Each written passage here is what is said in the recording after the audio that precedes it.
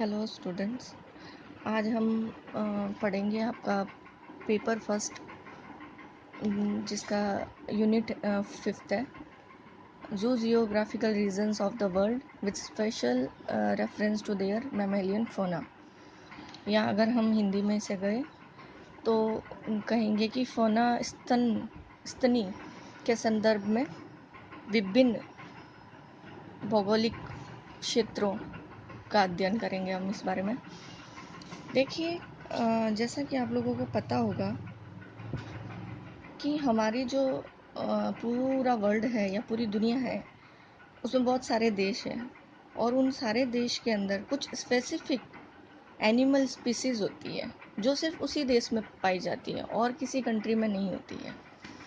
तो इसी के लिए कि प्रत्येक देश के कुछ स्पेसिफिक एनिमल स्पीसीज़ होती हैं जो दूसरे देशों में नहीं होती है, तो उनको ये माना जाने लगा कि ज़रूर ये होगा कि उस देश के अंदर स्पेसिफिक जलवायु या उसका जियोग्राफी जो है वो उस एनिमल के लिए ज़रूरी होता होगा, इसीलिए वो वहाँ होता है। लेकिन हमने कई एग्जांपल्स में ये भी देखा है कि दूसरे देश भी ऐसे हैं जिनमें सेम जलवायु है, उसकी सेम जियोग्राफी उसकी वैसी ही है, लेकिन फिर भी वो स्पीसीज़ वहाँ प्रेजेंट नहीं है।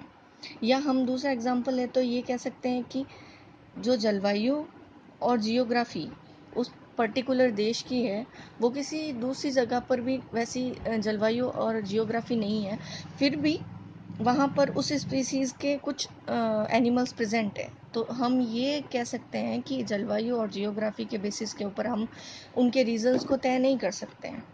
इसीलिए इनका हम ये कह सकते हैं कि एनिमल का जो डिस्ट्रीब्यूशन है वो एक समान नहीं होता है, मतलब अलग अलग होगा।